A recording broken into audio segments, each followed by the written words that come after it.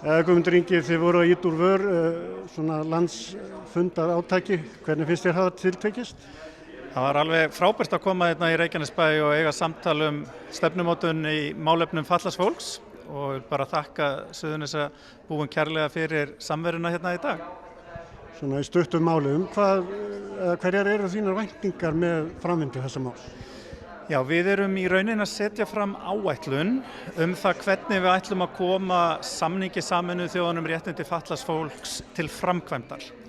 Og þetta verður þá landsáætlun með fjölda aðgerða til þess að ná því markmiði. Og markmiðið náttúrulega að bæta lífsgæði fatlaðs fólks, auka þátttöku þess í samfélaginu og draga úr þeim hindrunum sem að fatlað fólk verður fyrir í daglegu lífi.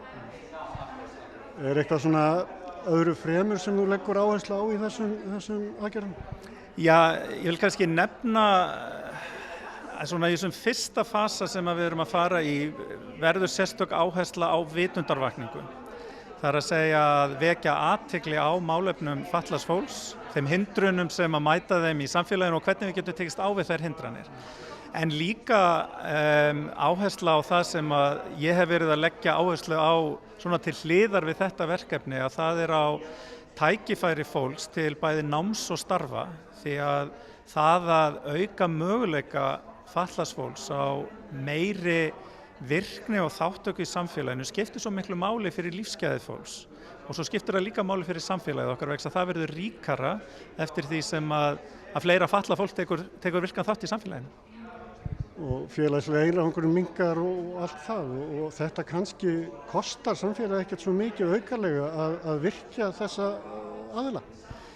Sko að mínu viti þá er það hlutverk hins opinbera, ríkis og sveitarfélaga að aðstoða fólk við þáttöku í samfélaginu sem á einhvern hátt getur ekki stigið öll skrefin sjálf. Getur tekið sem dæmi ef þú fötluð manneskja sem að fer út á vinnumarkað getur í einhverjum tilfellum þurft meiri aðstoð heldur en ófötluð manneskja og þá á hún að fá þá aðstoð til þess að geta verið virkur þátttakandi í samfélaginu, til þess að fá sömu tækifæri og ófötluð manneskja.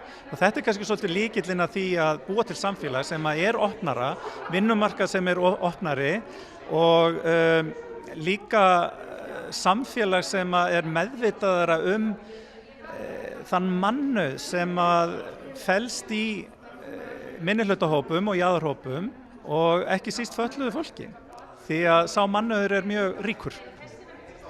Og allt þetta kemur þetta nú til með að koma við budduna. Heldur að ríkið komi til með að auka framlög til sveitarfélaga til að styðja við þennan málaflokk? Já, við erum í samtali núna við sveitarfélögin kostnaðarskiptingu ríkis og sveitarfélaga og ég vonast til þess að við fáum tillögur það núna síðar á árinu. Ríkið setti núna síðustu áramót 5 milljarða aukalega inn í málaflokkinn því að hann hefur vaxið mjög mikið á undanförnum árum í kostnaðin, auðvitað líka í aukinni þjónustu sem hefur bætt lífsgæði fólks sem auðvitað loka takmarkið. Þannig að við þurfum að ná einhverju niðurstöðu í þau mál því að það á ekki að vera þvælast fyrir okkur þegar við ætlum að búa til betra samfélag fyrir fatlað fólk og okkur öll. Og hvenær heldur að komi til kasta Alþingis í að taka á þessu máli? Við vonumst til þess að fara með þessa landsáætlun, sem sagt það hvernig við ætlum að koma samningi Sameinuðu þjóðanna réttindi fatlaðs fólks til framkvæmdar vonandi í haust og það er þá í formi þingsályktunar þar sem að þessar tillögur aðgerðum verða lagðar fram og vonandi tekur þingið vel í þetta og við sjáum þessa tillögu, þingsályktunartillögu þá verða samþykkta í síðasta lagi næsta vor. Áttu ekki frekar von á svona breiðri einingu milli flokka þessi málefni?